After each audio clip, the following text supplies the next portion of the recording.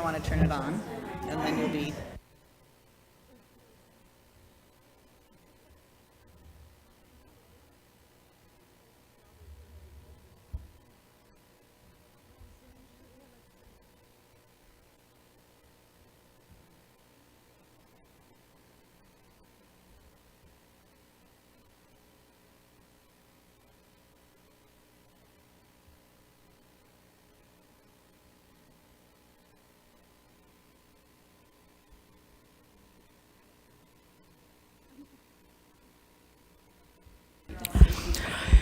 Okay.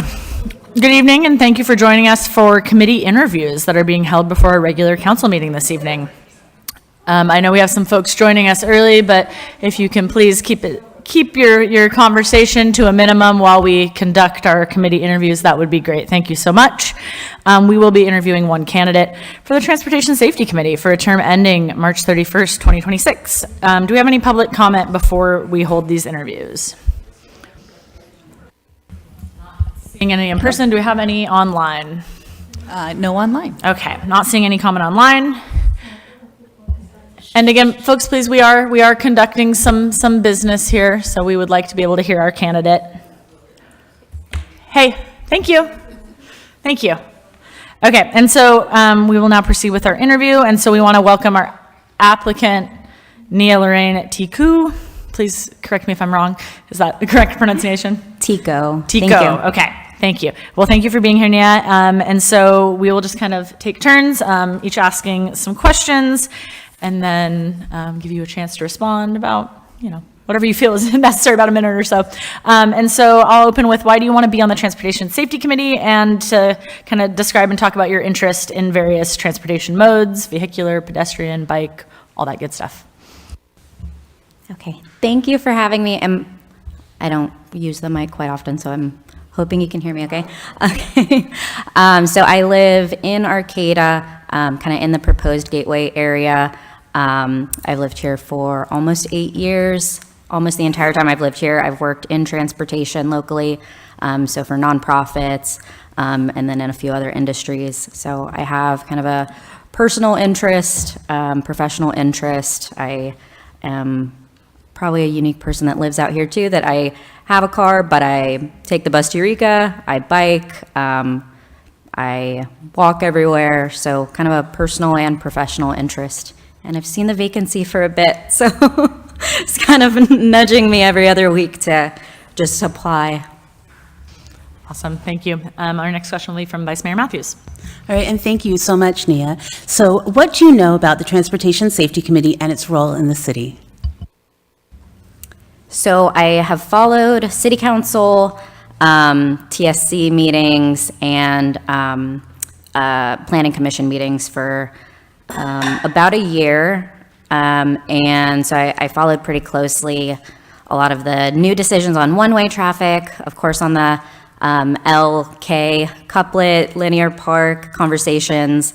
Have just watched a lot of transitions on adding the bulb outs and adding speed humps and that kind of stuff. So I walk around a lot, have seen some of the changes that have been put in effect, and have just kind of wanted to get involved. Thank you. Thank you. Welcome. What are your personal objectives or goals for serving on this committee?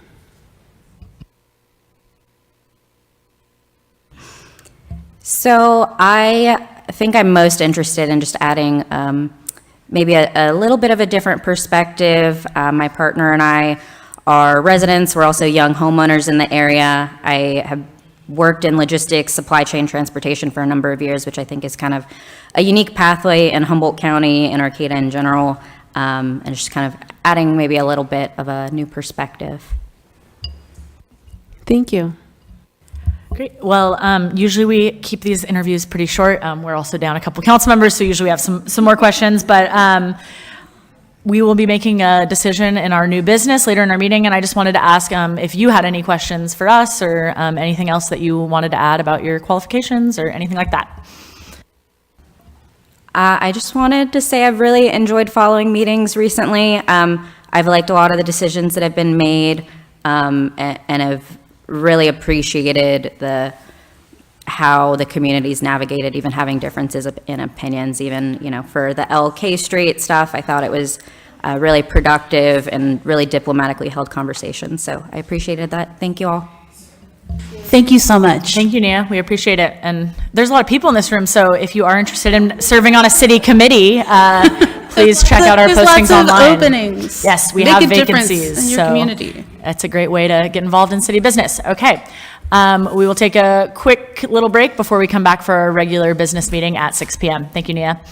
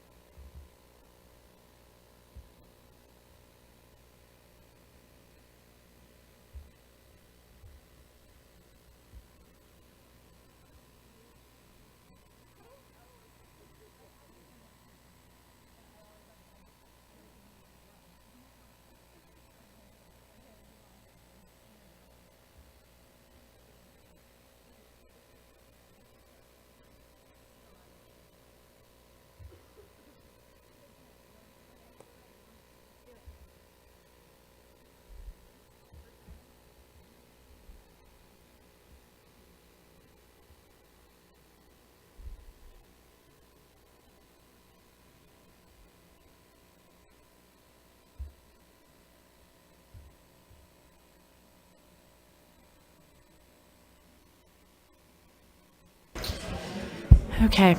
Good evening, everyone, and thank you for viewing and attending the November 15th meeting of the Arcata City Council. The City Council meeting is being held as a hybrid meeting with both in-person attendance and teleconference access via Zoom. Our first item this evening is a land acknowledgement. The City of Arcata acknowledges that the lands that we are located on are the unceded ancestral lands of the Wiyot people. The land that Arcata rests on is known in the Wiyot language as Gudini, meaning over in the woods or among the redwoods. Past action by local, state, and federal governments have removed the Wiyot and other indigenous peoples from their land and threatened to destroy their cultural practices. The City of Arcata acknowledges the Wiyot community, their elders, both past and present, as well as future generations. This acknowledgement seeks to aid in dismantling the legacy narratives of settler colonialism. If you would like to, please join for the flag salute.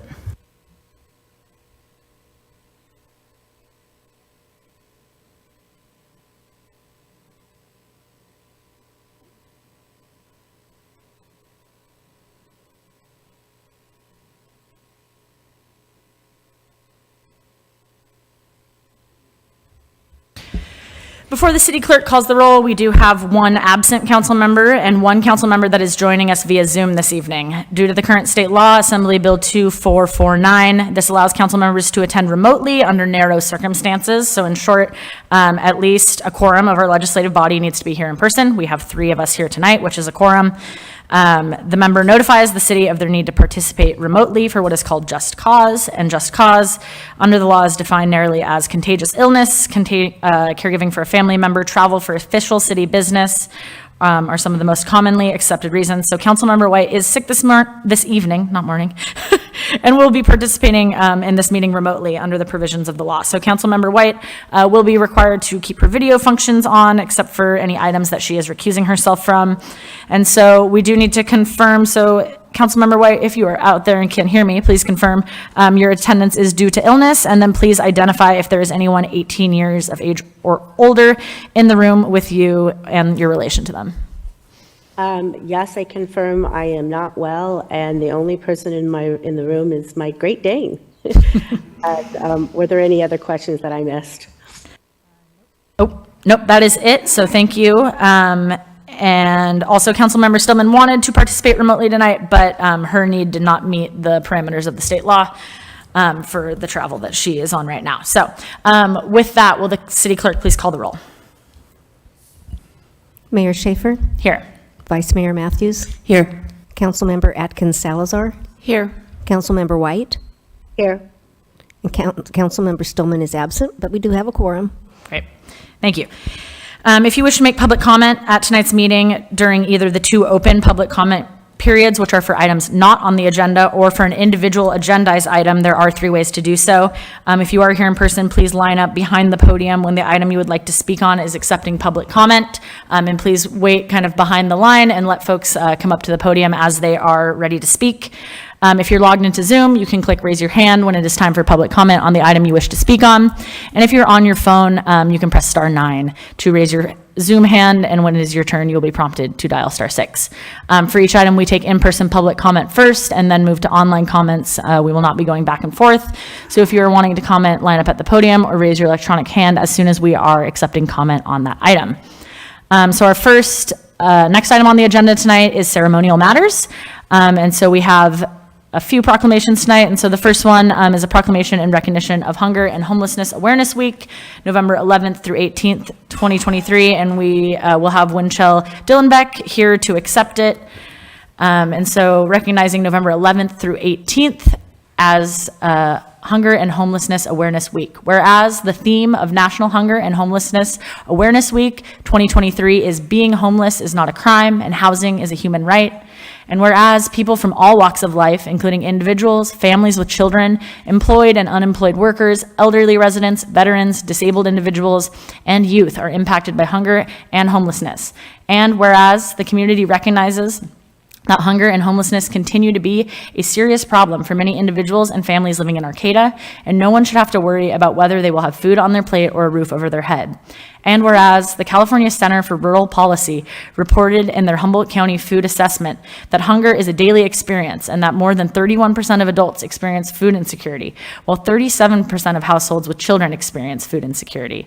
Most live on fixed incomes or survive paycheck to paycheck. And whereas homelessness creates barriers to accessing essential services such as affordable health care, housing, childcare, and education, the cost of these necessities often contribute to hunger, food insecurity, and people experiencing homelessness on any given night. Whereas the aim of the National Coalition for the Homeless is to eradicate homelessness by solving the root causes of it, to educate the public about the many reasons people are hungry and homeless, including the storage of affordable housing for low-income residents, and to encourage support for the organizations committed to sheltering, providing support services, as well as meals, food supply, clothing, and hygiene products to the homeless and hungry. Now, therefore, be it proclaimed that the City Council of the City of Arcata, that November 11th through 18th, 2023 is Hunger and Homelessness Awareness Week, and encourages all people in the community to work together to find meaningful solutions for these problems. Thank you.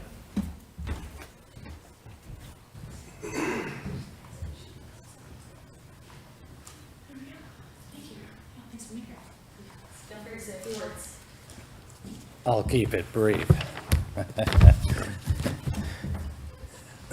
My name is Winchell Dillenbeck. I am a McKinleyville resident and Affordable Homeless Housing Alternatives, AHA, Advisory Council member, a member of Healthcare for All, and a member of the Alliance for Retired Americans, all of which are impacted by homelessness and hunger. I thank the Arcata City Council for recognizing National Hunger and Homelessness Awareness Week. While progress has been made on dealing with the homeless population, the issue is ongoing without any real permanent solution. It is the toughest and probably the most challenging issue for the city.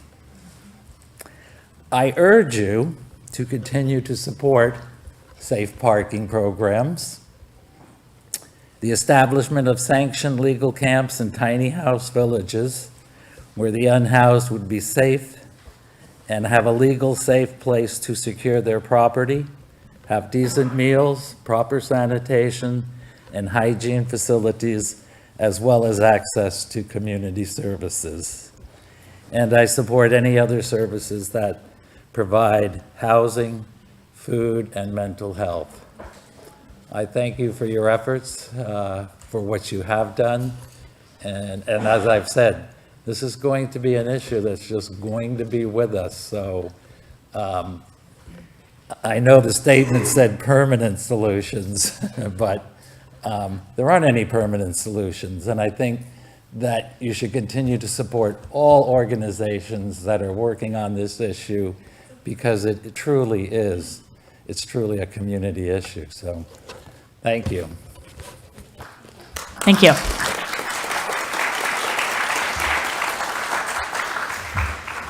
Our next proclamation this evening is a proclamation designated November 25th through December 31st, 2023 as the Season of Wonder and Light in Arcata. And Councilmember Atkins Salazar will read this proclamation.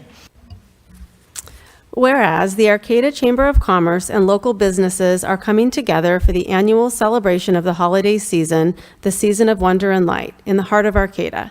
Everyone is invited to enjoy holiday sights, sounds, and cheer throughout the month. And whereas the Arcata Chamber of Commerce will host a small business Saturday event on Saturday, November 25th from 11 a.m. to 5:30 p.m. and shall include local business gift previews and promotions, a special edition farmers market, and other holiday cheer surprises. And whereas on Friday, December 10th, Santa and friends will visit Arcata, along with music and dance for Arts Arcata, to bring cheer to the children and families all across town, and local residents are encouraged to help make Arcata sparkle with a celebration of lights starting in the evening. And whereas on Thursday, December 7th, the Arcata Chamber of Commerce will partner with Chabad of Humboldt to light a public menorah on the Arcata Plaza to retain continuously lighted for Hanukkah, December 7th through December 15th. And whereas on Friday and Saturday, December 5th and 16th, the Arcata Chamber will host last-minute shopping throughout all of Arcata to promote and encourage one last show of support to local businesses. And whereas the Arcata Chamber of Commerce encourages residents and visitors to patronize the local businesses, support this community event series, enjoy the beautiful array of lights on the historic Arcata Plaza throughout the season, to soak up Arcata's friendly small-town holiday atmosphere, and to choose Humboldt by trying local stores first, in person and online, when it comes to their holiday shopping. Now, therefore be it proclaimed by the City Council of the City of Arcata that November 25th through December 31st, 2023 is the season of wonder and light in Arcata. The council also wishes to recognize the Arcata Chamber of Commerce for its constant efforts to promote and enhance Arcata's identity, economy, and cultural spirit. And it's signed by our mayor, Sarah Schaefer.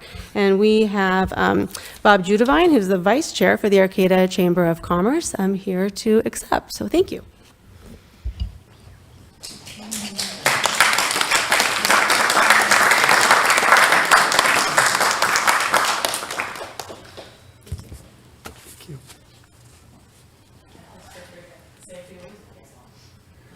Madam Mayor, distinguished council members, on behalf of the, I'm so sorry. Madam Mayor, distinguished council members, on behalf of the Arcata Chamber of Commerce and the Board of Directors, we wish to thank you for your attention to this matter, for your attention to the small businesses here in Arcata, and feel that a little wonder and light is a good thing for the city of Arcata. Thank you so much. Thank you, Arcata Chamber of Commerce.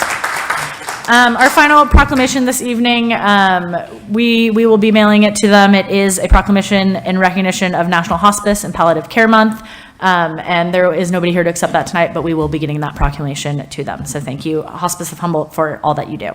Okay, our next item this evening is a report from the Transaction and Use Tax Oversight Committee, and we have the chair of the committee, Jeffrey Knapp, here to present.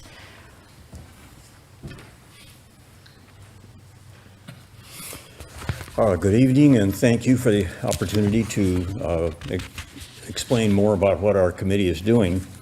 I am the chair of the Transactions and Use Tax Oversight Committee, or TUTOC as we call it, and we appreciate the opportunity to address the council. I'd like to start with a summary of why our committee was created, in case any current council members are not acquainted with its history. In 2008, the Arcata Police Department had 7 empty full-time officer positions, primarily due to inadequate funding for those positions. In addition, also from a lack of funding, Arcata was unable to consistently maintain the condition and function of many streets and sidewalks. To address these problems, a citizens group was organized to create a ballot measure, Measure G, for a 3/4% transactions and use tax, along with the Citizen Staffed Oversight Committee. Revenue from this tax would be earmarked to correct these problems. However, because an earmarked tax might not get the required 2/3 majority vote, a compromise was reached to have the proposed tax be a 3/4% general revenue tax, a tax not requiring 2/3 voter majority. The Measure G that passed also required creating our TUTOC Oversight Committee, staffed by 7 citizen volunteers, to see city budgets adequately funded infrastructure improvements, such as streets and sidewalks and public safety needs, including police. Our committee's members are appointed by the council. We meet every 6 months, and we serve on staggered 4-year terms. As to police staffing, in our past meetings with the police chief, he described an extremely competitive statewide demand for trained law enforcement personnel. As of November 7th of this year, with the help of one-time signing bonuses, the police department has filled 4 sworn officer positions and has 1 officer in background checking. The department also has 1 non-lateral office in the process of completing training, 3 cadets in the current police academy who graduated in December, and 1 potential cadet in background checking for the January Police Academy. In all, the department is currently staffed with 23 sworn officers and 3 police officer trainees who are academy students. When fully staffed, the department has 27 foreign officers, including the police chief, a position that is actually currently vacant. Because police department hiring has been so difficult, it takes many months and is critical to maintaining staffing levels. The city manager has temporarily approved overhiring 2 positions to maintain full or near full staffing levels in the department. This shows the importance of the revenue generated by the transactions and use tax. Without the revenue from the Measure G tax for full staffing, the police department could only provide core services with reduced response time. Services such as responding to threats to public safety like an earthquake, response to calls for service, criminal investigations, and traffic enforcement.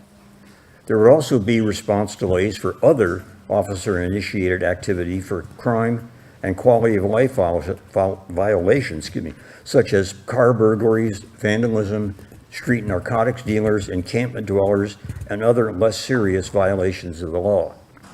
Therefore, our committee encourages the council to budget for maintaining adequate staffing levels in the police department.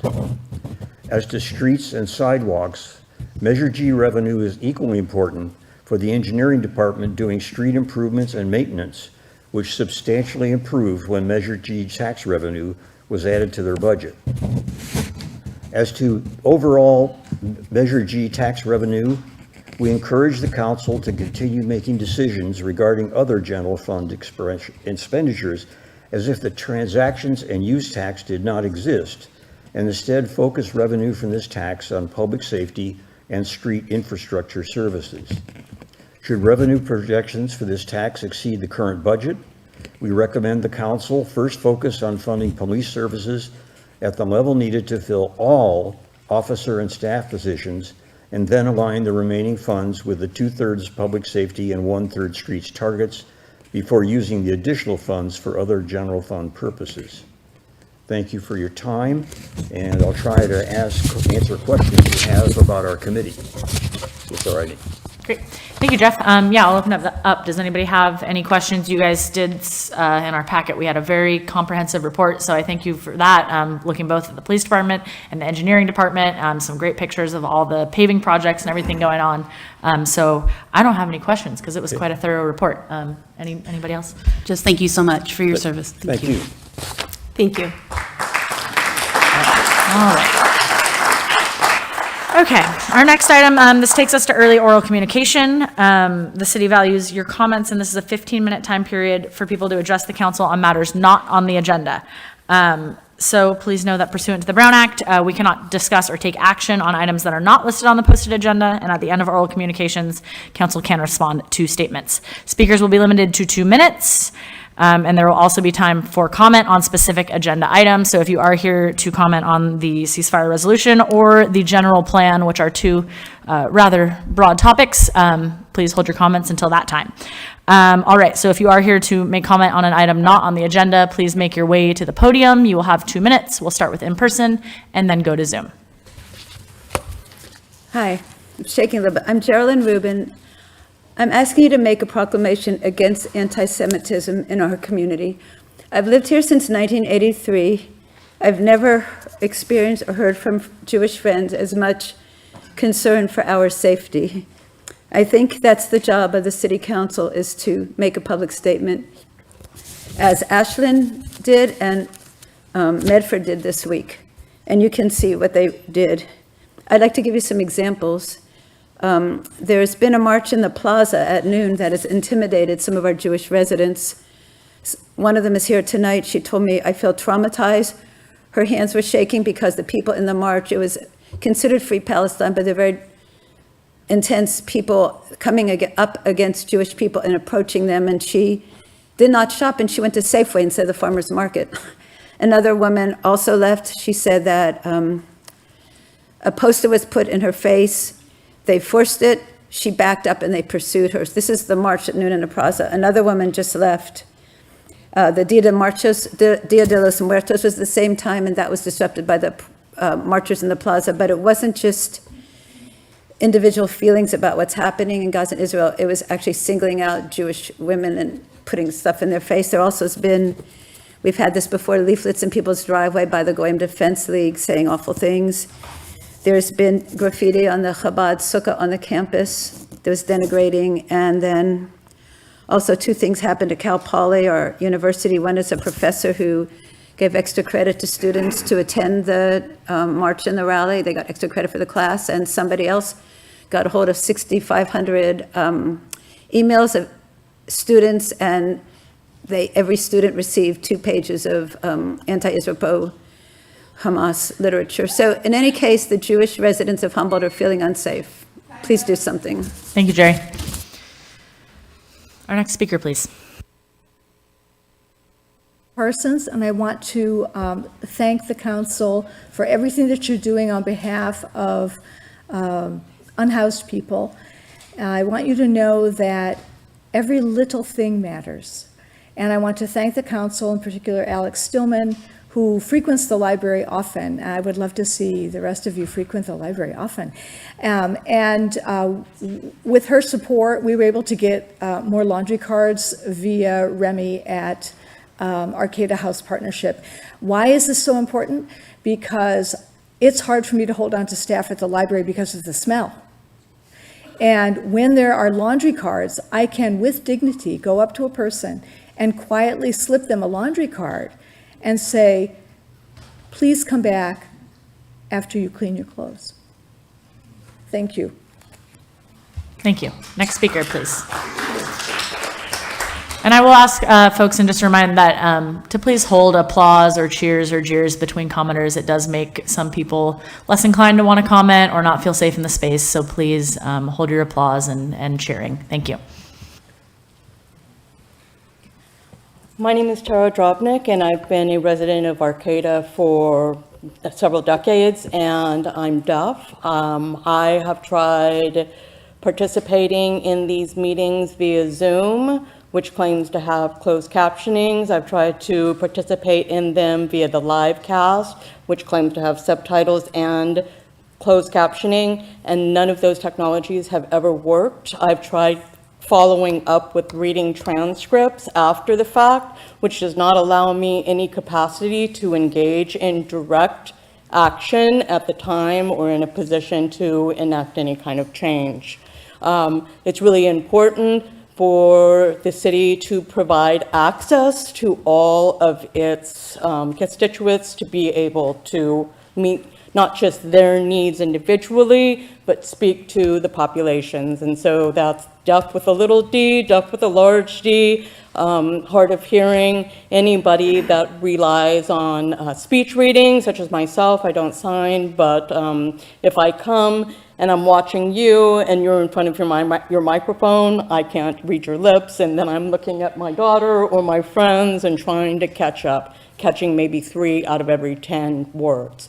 So I would encourage the city to look into strengthening their communication technologies to ensure that those closed captioning, open captioning, or subtitle services are actually working for council meetings. And thank you for your time. Thank you so much. Next speaker, please. Good evening. My name's Joanne McGarry, and as many of the council members and staff know, I'm a regular participant here at the city council meetings, and I often bring up my own special THC CBD concepts that today I just sort of feel, especially with a lot of issues that we are dealing with in our community tonight and beyond. So a reminder for people who are curious about my THC, it's transparency, truth, and trust. H stands for honesty, humaneness, and humility. And the C stands for caring, compassion, and connectedness. And very important tonight, I think the CBD of courage, bravery, and decisiveness is very important in our community and with our leaders. And when it comes to the ceremonial matter and the proclamation on hunger and homelessness, I would like to reiterate what came up at the last city council meeting and the great need, I think, in our community of Arcata that we put together a task force so that we can really get a handle, especially as the winter weather comes in, get a handle on how we can best collectively, with a lot of people working and agencies working together, to create a better existence for the vulnerable and the unhoused people in our community. So a task force, I would like for that to be strongly considered, and I'd be most willing to serve on such. Thank you. Thank you.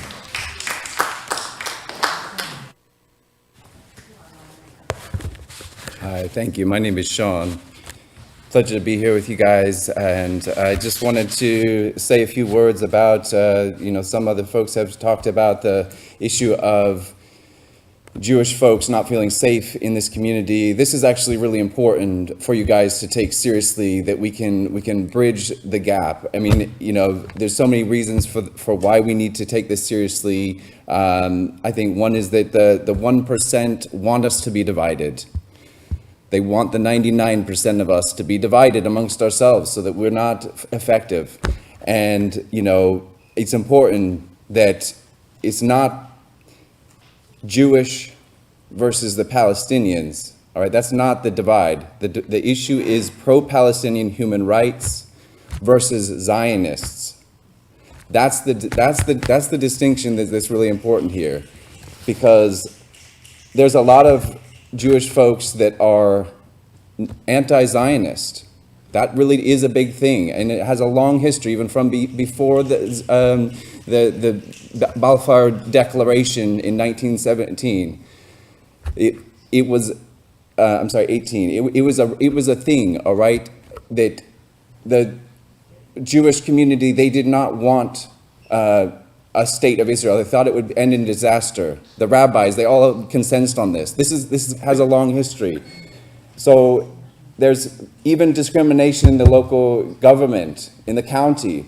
Jewish people have been discriminated against. This is important. We need to take these things seriously. Anglos in our society do discriminate against Jewish folks. But it's a shame that local Zionists don't recognize that pro-Palestinian human rights advocates are their best friends, especially when there's a rise of fascism in this country.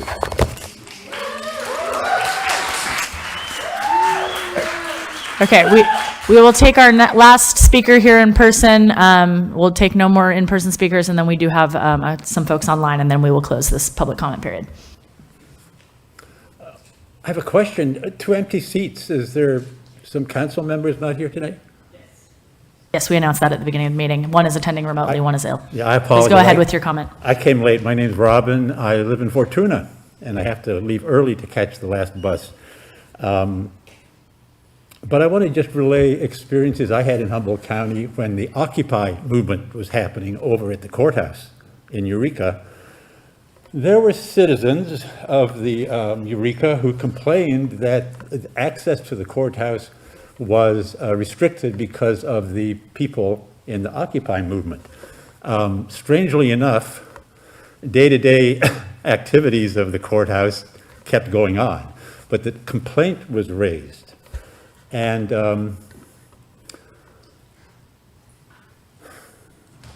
so people have different levels of interior processing of feelings. And when somebody says that they're fearing, that Jews in Arcata are fearing for their safety, I'm concerned.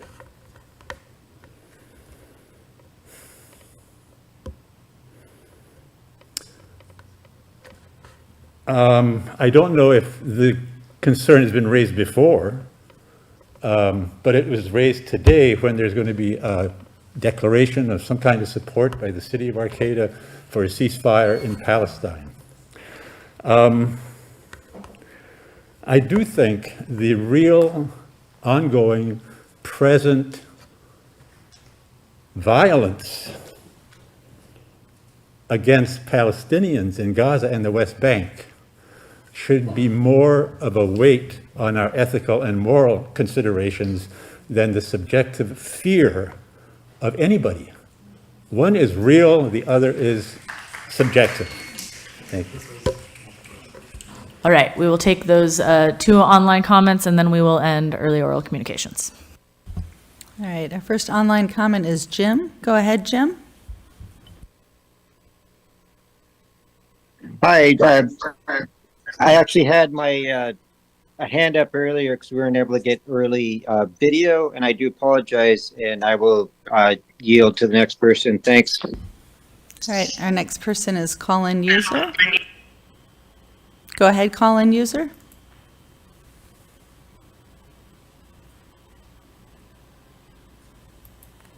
Can you unmute?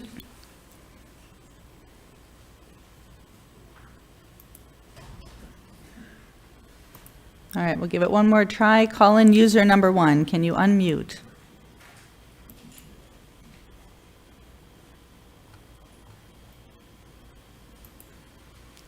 All right, I think we have no more online public comment. I did see somebody come up, so we'll take the last in-person comment. We do have time for one more comment, so we'll take that comment, and then we'll move to the consent calendar. Thank you so much. Got a new microphone, I see. All right. Do I have to, it's working already? Okay. Thank you. Okay, cool. I'm actually hoping to speak on behalf of a Jewish friend of mine. My name is Leonard. They go by Crane. But they just wrote a statement. They're having some trouble getting on the online platform. I'm willing to voice my unequivocal solidarity with our community members organizing to pass this vital resolution of support for Palestine. We will have time for that. There's an agenda item. So yeah, if it's about the resolution, we'll come to that when we're there. Yeah, okay. No worries. Okay. Thank you. Okay. All right. Okay, so with that, we will close early oral communications for items not on the agenda, and that'll move us to the consent calendar. So all matters on the consent calendar are considered to be routine by the City Council and are enacted in one motion. There is no separate discussion of these items, and if discussion is required, that item will be removed from the consent calendar and considered separately. At the end of the reading of the consent calendar, council members or members of the public can request that an item be removed for separate discussion. So item A is to approve the minutes of the City Council meeting of October 24th, 2023. Item B, approve the minutes of the City Council meeting of November 1st, 2023. C, biweekly report on disbursements. Item D, approve a memorandum of understanding between Playhouse Arts and the City of Arcata to continue partnership conducting Valley West community engagement and authorize the city manager to execute all applicable documents. Item E, adopt resolution number 234-19, accepting a conservation easement on a portion of assessor's parcel number 500-011-007, adjacent to the Arcata Community Forest. Item F, adopt resolution number 234-20, a resolution of the City Council of the City of Arcata, authorizing submittal of individual grant applications for all CalRecycle grant programs for which the City of Arcata is eligible, and to authorize the city manager to execute all applicable documents. And item G, approve the purchase of a Prius Prime, $37,538.76, including tax, and award a purchase contract to Mid-City Motor World to approve the purchase of one Ford F-350, $80,050.32, including tax and freight, and award the purchase contract to Harper Motors, approve the purchase of one Heister forklift, $41,205.60, including tax and freight, and award the purchase contract to PAPE Materials and Handling, and authorize the city manager to execute applicable documents. Do we have any council members that would like to remove an item from consent? I would like to remove item D just for a separate vote. Okay, great. All right, any other items from staff or council? And is there any public comment or items to be removed by the public? Please come to the podium. Yeah. I wasn't clear if Vice Mayor Matthews said D as in David. Yes, Yeah, D as in I David. too would like Okay, that great. removed. So we will have a separate comment on item D. Do I have a motion for A, B, C, E, F, and G? I will make that motion. I'll second. All right, we have a motion and a second. All in favor? Aye. Aye, 3 ayes in person and on Zoom? Aye. Okay, motion carries unanimously, and now we will move to discuss item D. I believe, yeah, Councilmember White had a statement on that. No, she will be recusing herself, so I'm just going to recuse her on Zoom. So, Yeah, I don't have any comments on it. I just wanted to pull it so we could vote on it separately since Councilmember White had to recuse herself. yep, go ahead. And yes, if we do have public comment on this item, to the podium.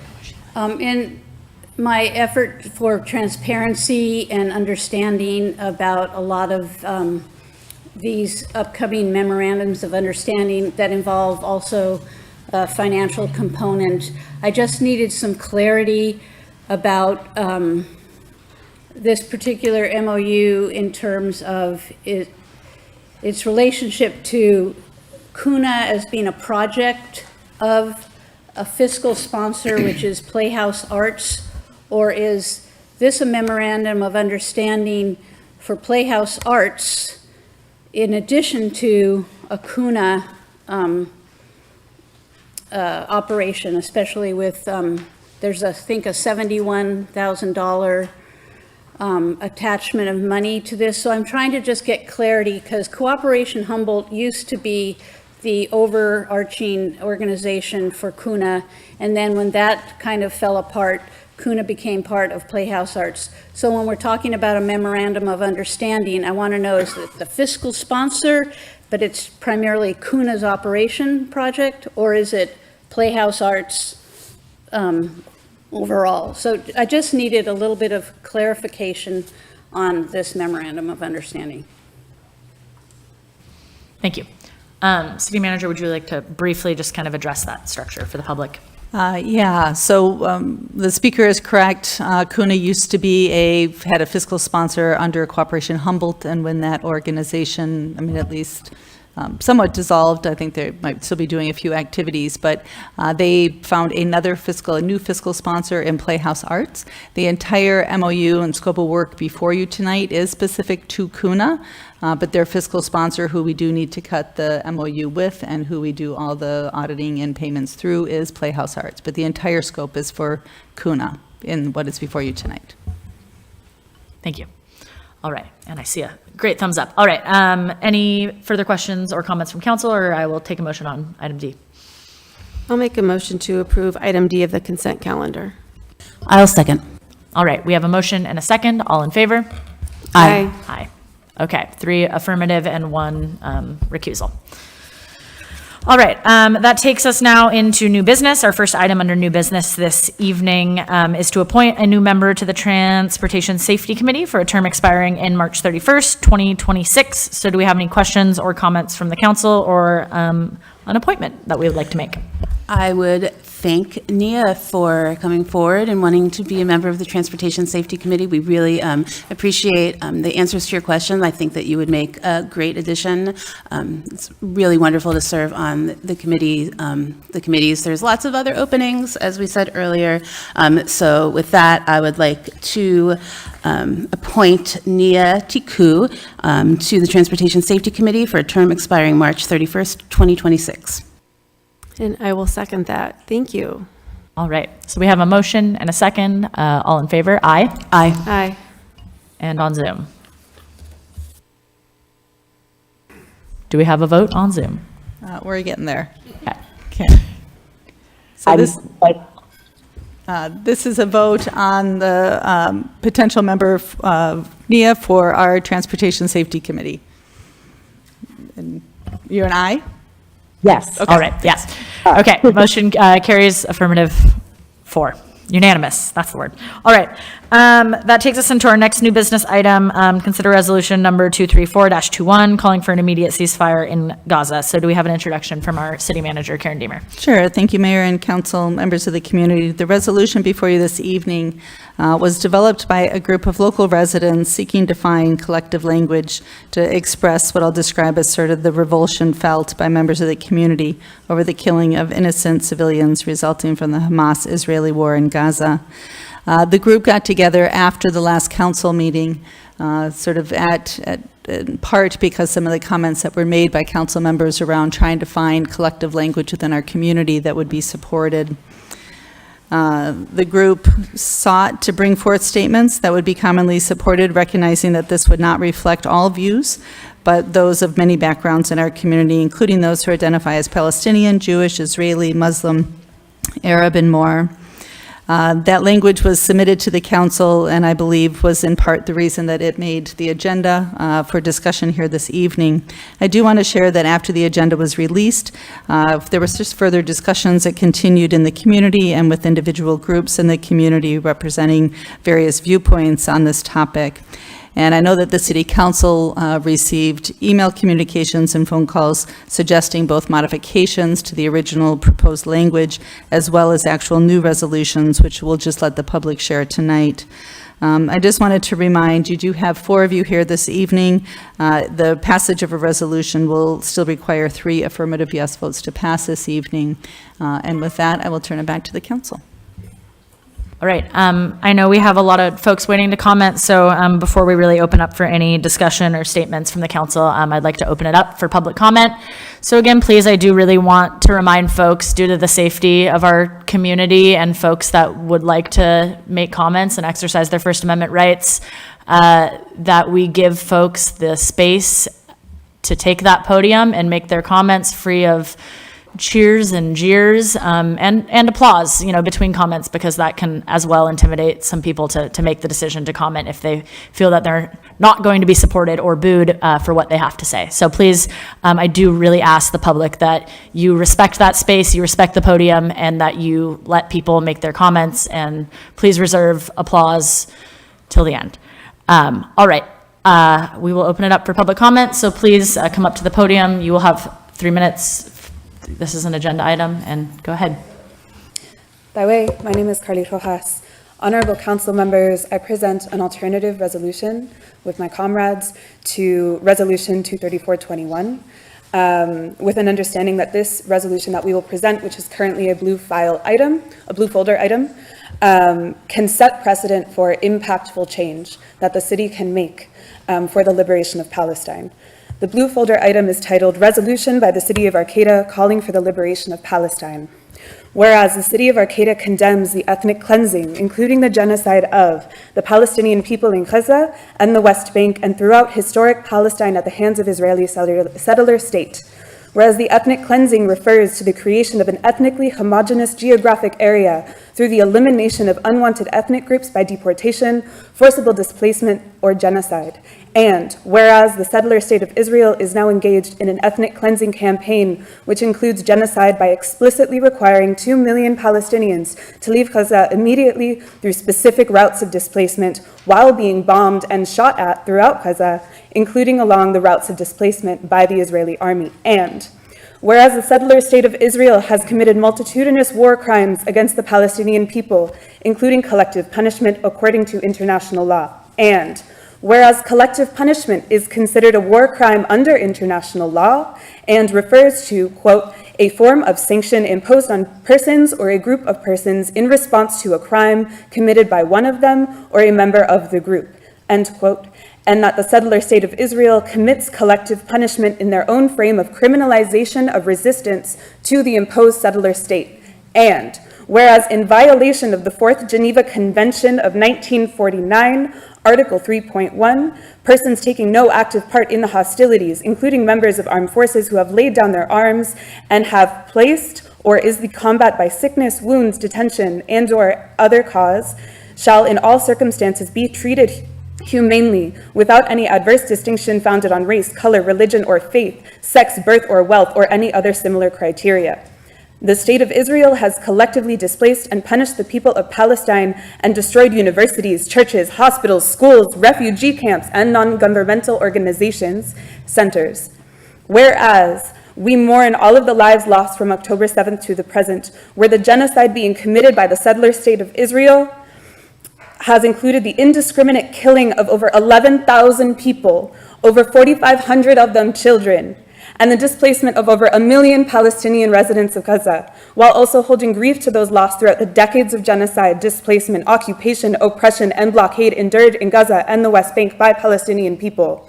Whereas the quantity of martyred, injured, and displaced Palestinians in the most recent escalation of genocidal violence committed by the settler state of Israel will increase without an immediate ceasefire, while underscoring that Palestinian lives must not be reduced to numbers. And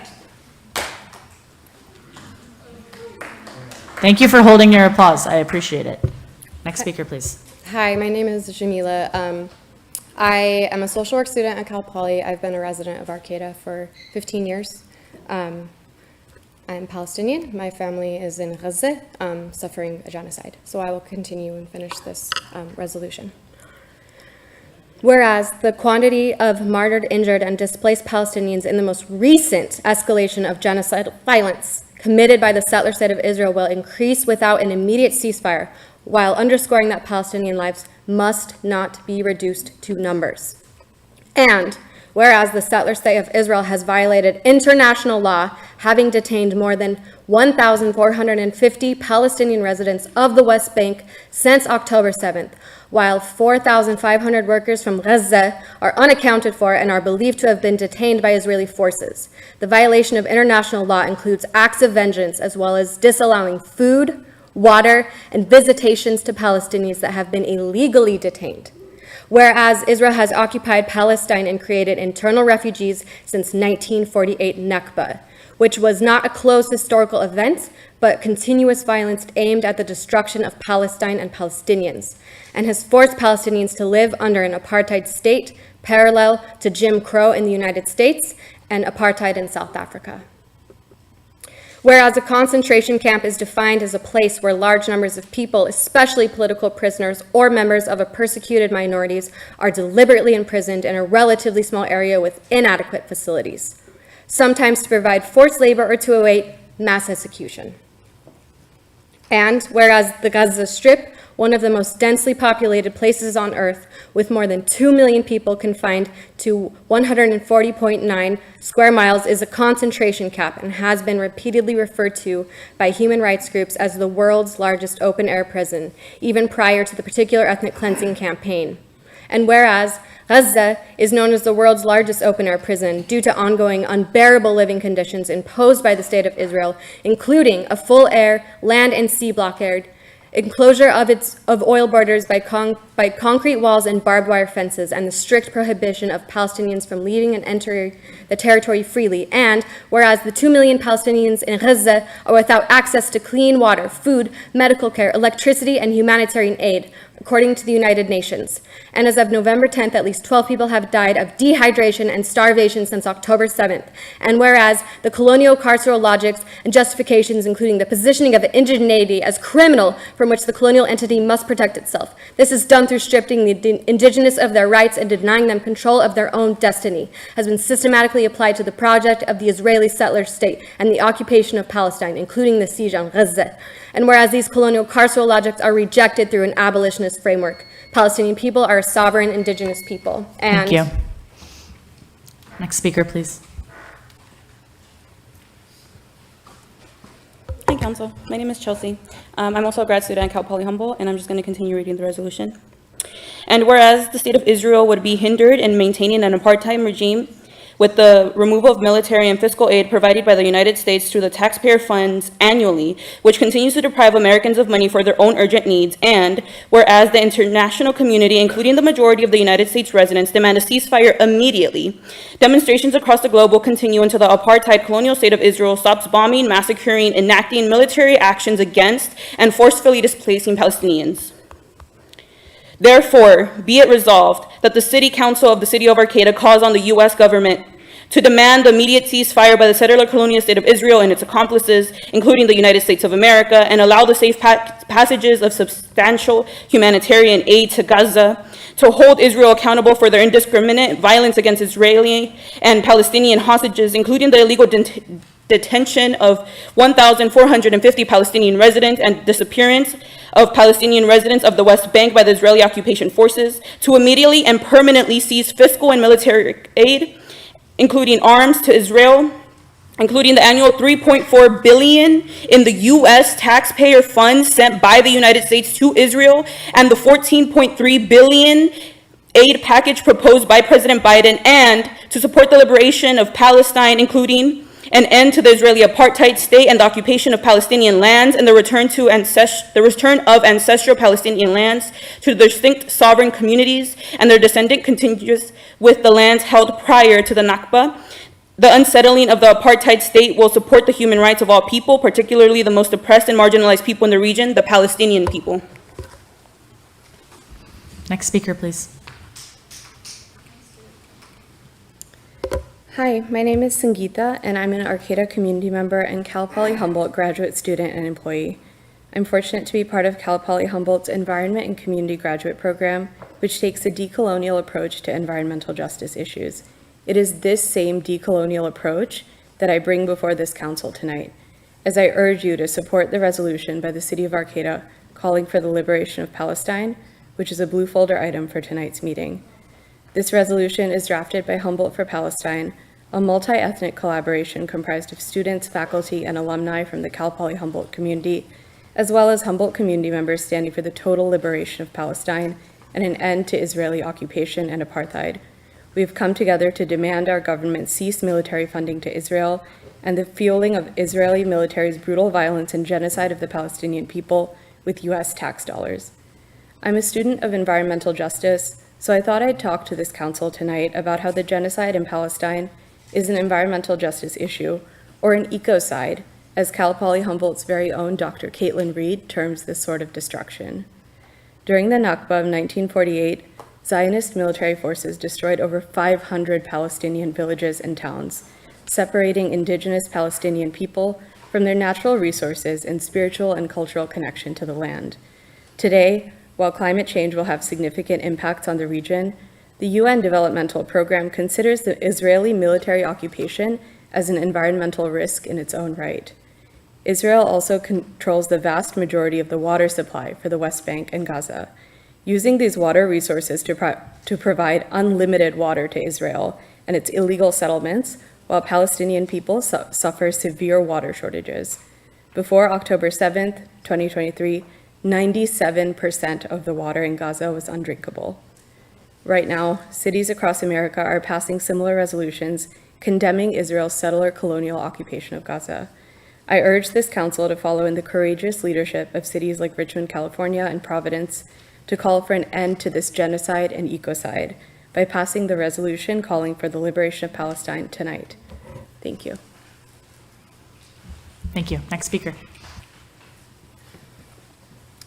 Hi, my name is Jade. I'm a student majoring in multicultural queer studies, and I'd like to use this time to remind people that the Palestinian genocide that is currently taking place is a queer struggle, and also recognize that this is Transgender Awareness Week.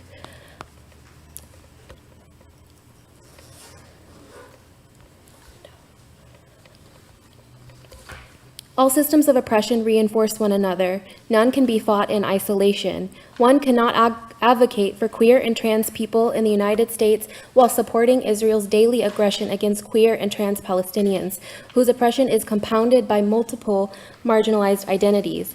Oppression becomes compounded because state violence, including militarism, occupation, the proliferation of prisons, and economic neocolonialism, is both gendered and racialized. In cases of settler colonialism, such as Palestine and Turtle Island, what is now present North America, indigenous women, queer, trans, and gender nonconforming folks, and especially those at the intersection of those identities, bear the brunt of the nexus of these systems of oppression.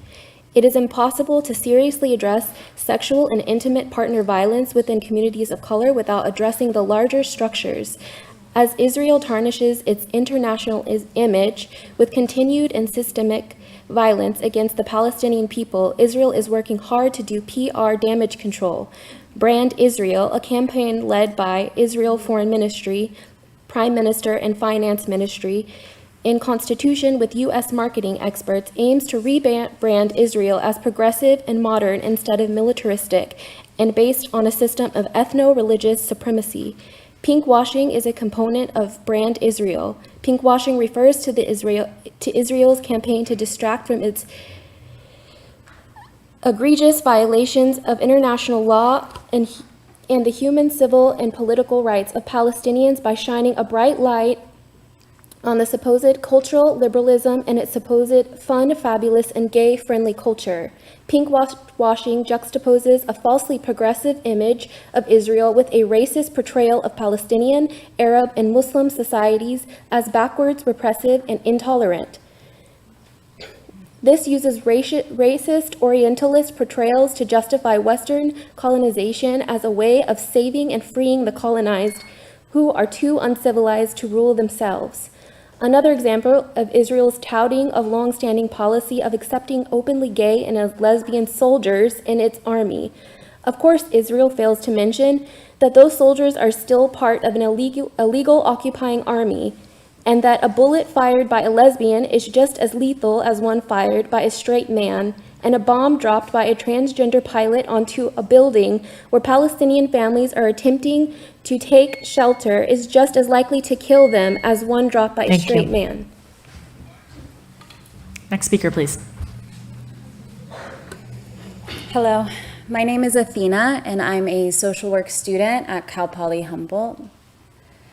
I come before you today because this is an issue that is a humanitarian issue. This is a genocide, and it is close to my heart. I feel like I just want to also address the room here. I've been receiving really charged,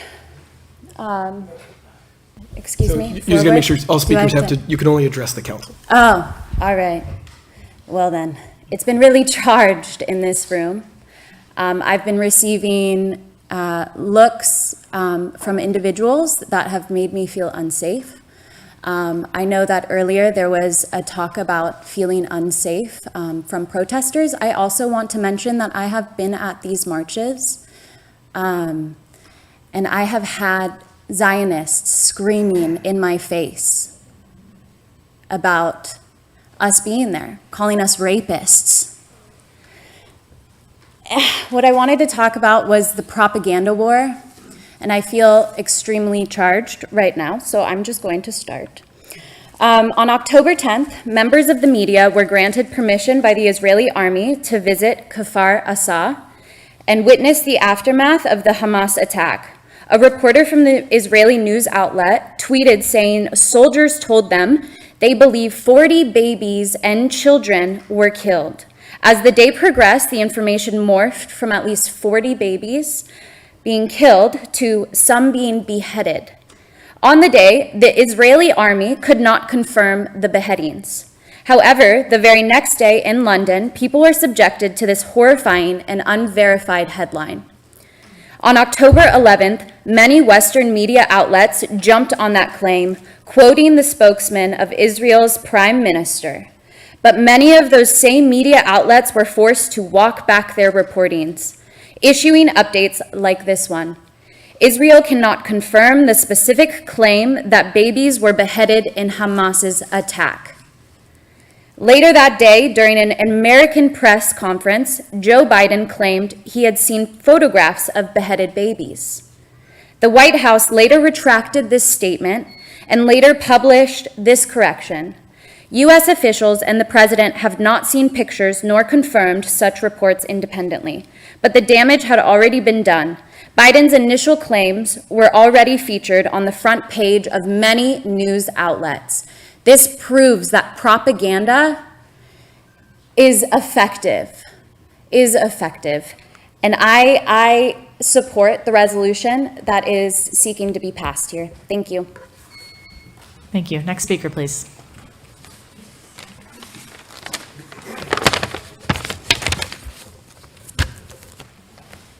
I don't wish to be here.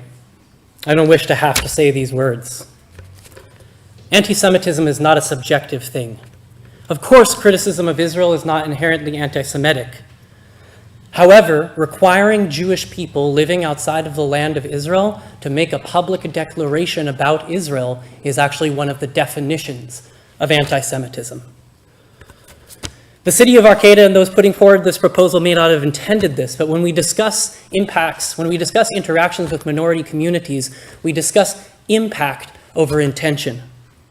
The very act of bringing up this resolution in a form that requires public input, let alone the language of this particular resolution, requires that we make a public declaration on this issue. It forces our hand because this is by definition a public comment process. It is therefore anti-Semitic in its impact. The fact that some Jewish people helped create or craft this resolution doesn't change that impact. We are a diverse group of people with diverse thoughts on Israel and Palestine. Jewish people are a vulnerable community. None of us should have to stand in a public forum to display whether or not we are the right kind of Jew. especially not in the current climate of rampant anti-Semitism.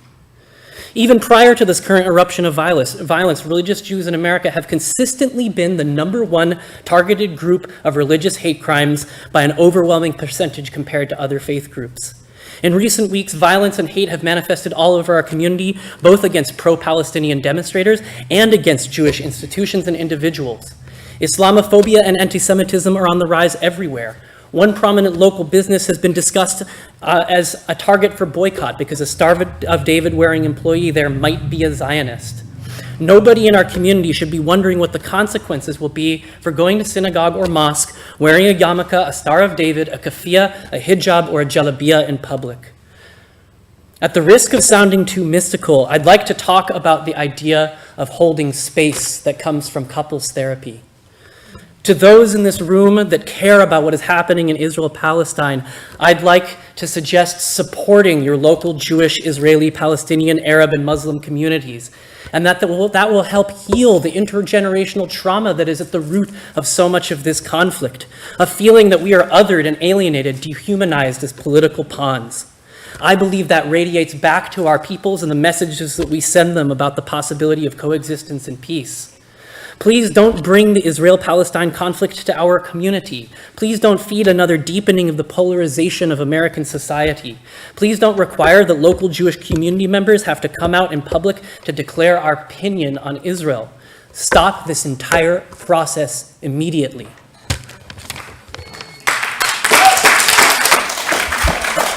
Hey folks, reminder, please hold your applause. You were doing so well, thank you.